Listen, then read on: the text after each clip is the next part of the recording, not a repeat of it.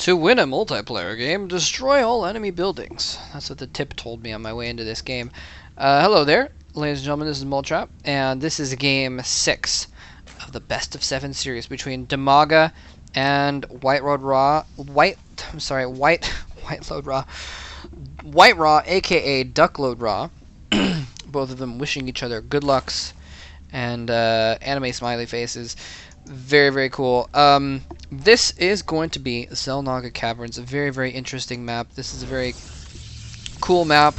Very curious to see what happens here. And White Raw is not going to go for his usual wall-in build, apparently, this time. Again, every single game he was kind of walling off here with the pylon, with the gateway, the core, the zealot, and putting lots of pressure on with his first zealot and stalker. Not going to go for it this time. I wonder if Demaga is, and Demaga's been mixing things up a little bit more.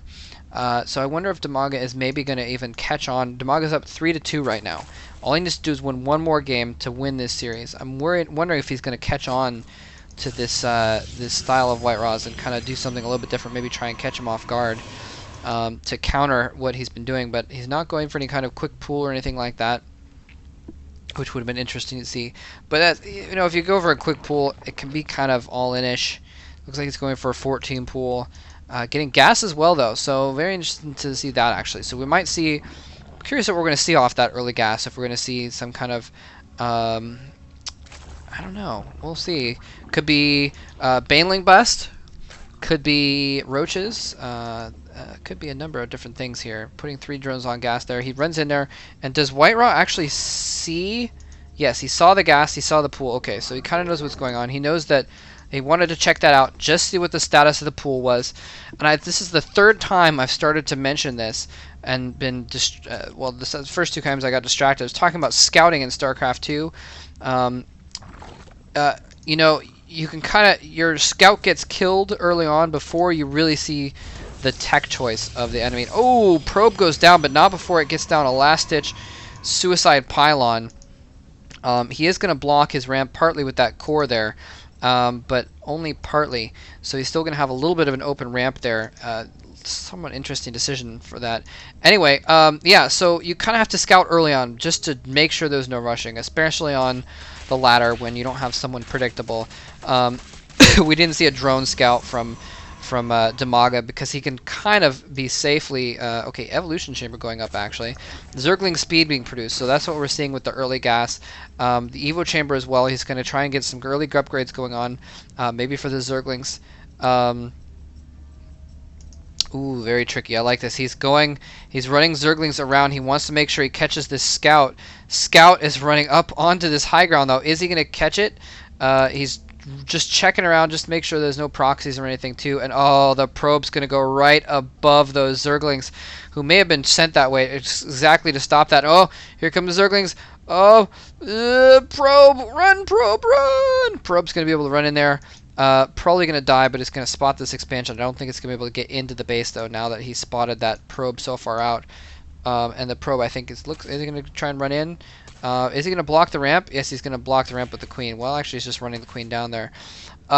Anyway, point being, there's kind of a mid-game thing where the opponent gets a bunch of tech, and you kind of need to do something to get a scout in the mid-game. You can't really see their tech with your initial scout anymore in StarCraft 2. So it really makes for an interesting situation where you kind of have to worry about that scouting. Is he going to get that zealot in the ramp?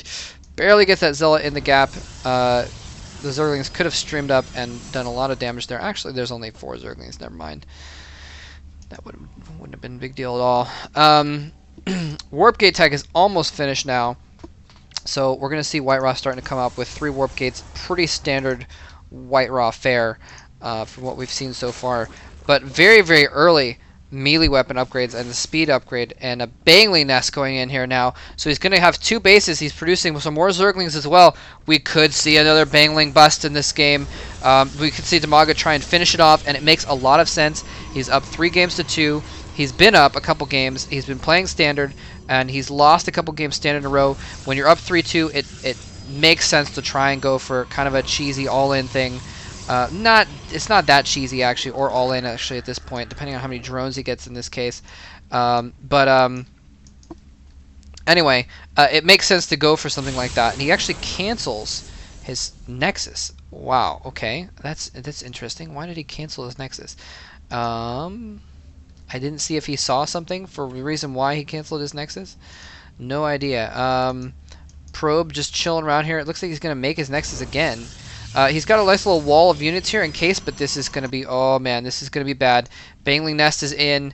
He's got more Zerglings rallied to the front here. He's going to run in with these Zerglings, but uh-oh, Whiterot moving out with a decent group of forces. Oh, he needs to get back there. He sees it with his probe. He needs to get back there. He may be forced to cancel this expansion again, but actually forcing him to cancel that expansion would actually be bad for Demaga. He wants him to keep that expansion up.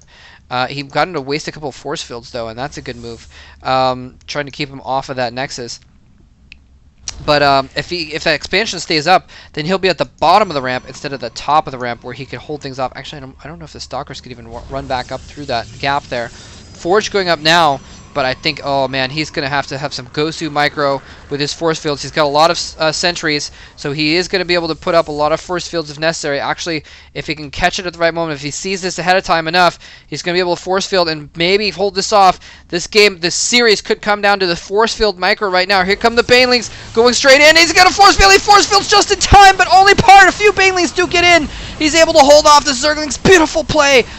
Wow. And you can see this Stalker right here with 50 hit points, ate a few Banelings, but just barely in the nick of time, got those force fields up to block. And I thought those Banelings were all going to come in through that little side gap. He got that last force field up just barely in time, stopped those Banelings from getting in and eating half of his army. Beautiful, beautiful move with those sentries, and that is why you get sentries early on as Protoss versus Zerg. It's just for that reason, so you have them for that kind of situation. Look at this, though. Not a ton of drones, just massive amounts of Zerglings, and they are +1 upgraded with weapons, and they've got the speed upgrade, not going for any other upgrades on those Zerglings right now, but +1 weapons is going to be finished in a little while for Whiterot as well, so he's going to be able to kind of have a counter for that. But look at this. How many warp gates does he have? Still just 3 warp gates. Looks like he's making a robo as well, so that's going to be good. Whiterot in the dark right now. He doesn't have any idea what's going on in Demaga's base. I mean, he's got an army that's kind of prepared for anything. Stalkers and sentries are good against most anything that you can throw at a Protoss player, but we haven't seen any Hydralisks out of Demaga, and I'm really kind of puzzled by that. He's getting a layer up now. We'll see if we get some Hydras this time around, but Hydras are pretty good against that kind of units. I mean, the Guardian Shield, they do about even against sentries, I guess, but you could usually can get larger numbers of Hydras, and then you do better than even, because they're obviously a little bit cheaper. But anyway, point being, Hydra is very, very good against Stalkers, and so I'm surprised he hasn't gotten Hydras. The Guardian Shield makes them a little bit less effective, but still very handy to get around. Much better than Mutalisks against this kind of an army. Especially on this map, I don't expect him to get Mutas. We'll see what kind of tech he gets in a moment here.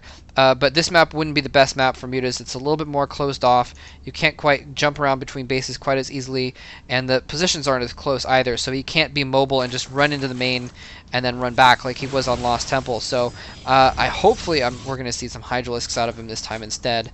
That's what I'm thinking. But anyway, just going for massive, massive, ridiculous amounts of Zerglings with some Banelings alongside to soften things up as well. The Banelings are going to be able to do pretty well against any Zealots that are there, and the Zerglings are going to be able to do very well against everything else, basically. Zerglings not too good against a nice wall of Zealots, and that's what I think the Banelings may be for, but we'll have to see. Anyway, they are cute. You know, Dignity's always talking about how cute they are, but they are kind of cute. Until you give a close-up on them, and then they're kind of disgusting the way they pulse. They're like pulsating. What did I just hear over here? I heard something. Did I just hear more Banelings being morphed? I don't know what I heard. I heard some growling sounds, some Zergy sounds. Anyway, tons of Zerglings being produced here. He is really just going bullish on the Zerglings. Zergling-ish even, you might say. Just crap loads of Zerglings. Now, Whiterot finally has an observer out. He's going to be able to see what's going on. He's getting Blink upgraded. Weapons... I think it's Weapons 2. Yeah, Weapons 2 is going. So he's already got Weapons 1. Still just Weapons 1 for those Zerglings. So pretty even upgrades. And there's some more Banelings coming in. Using all of his gas for Banelings here. He's just going to go for one massive, major Baneling, Zergling, crazy mother of a bust. He's got creep all the way up here. Wow, this creep is getting really, really close, actually. Look at how fast these goes. So fast on creep with the speed upgrade. Just ridiculously fast. Banelings, I haven't actually seen if they have their speed upgrade as well. It looks like they do have the speed upgrade on the Banelings as well. So they're going to be very fast on creep as well. Getting nice and close very, very quickly. And he may be even just massing up forces until he can creep all the way in there. That would be hardcore if he crept all the way in the base and then made his attack when the creep was getting in there. There are observers, though, so I don't expect that to happen. Immortal is in the mix. They're going to be good for sucking up Banelings. You know, each Baneling, instead of doing their, 24 damage, is going to do just 10 versus the Immortals' hardened shields. So they can suck up damage that way. But lots of Zealots in the mix now as well, and they are going to be very vulnerable to those Banelings. They're kind of in an interesting position in the army. They're kind of threaded through the army. I think that's going to be better with this situation. And, oh, hey, there we go. Hi there, Colossus. How's it going? We do see a Spire. Okay. I mean, the Spire's good. The Corruptors are good. But Mutalisk's not so good. Ooh, he's got a gateway plugging up this, though. I was going to say, maybe he's going to go around behind here and go attack from both sides at once. A single Zergling can fit through there. There's a cannon there that may not be quite wide enough for all these Zerglings to get through, though, so he may not decide to attack from that side also. But that is something that he should at least send some Zerglings through that way, because otherwise... ooh, he's moving out, though, actually. Moving out to try and tackle these rocks. He's trying to take out some of these creep tumors. Is he going to attack while he's on the creep? Where's Damaga's army? He's got these Zerglings running around. A ton of Zerglings. Oh my goodness, that's a ton of Zerglings. Lots and lots of Zerglings. 3 tabs of Zerglings. Goodness gracious. Going in. He's going to kill off that cannon. Whiterost's going to fall back with his army. He's going to blink some Stalkers back there to try and clog the gap and try and attack the Zerglings. He does fight that off. Cannon survives, actually, barely. Just a big ball of units right now. Let's go ahead and look at the unit tab for a moment. Look at that, 106 Zerglings on the map. Jesus Christ, that's scary. And that's all he is. Look, Zerglings and Banelings. That's all he has on the map right now. That's all he has. No tech at all. And really, I think this is going to be bad against this kind of tech with the force fields. He's going to be able to throw up. Some Corruptors are now in the mix. He's finally gotten some Corruptors as well. Those are going to be good against, obviously, the Colossi. But I think there's enough Stalkers that many Corruptors isn't going to do as much good. Oh, man, you know what he should do? He should camp what's it called right there? What are they called? Sentry, and clog that gap. Anyway, major battle coming in. Our Zerglings. No! Zerglings! No! What are you doing, Zerglings?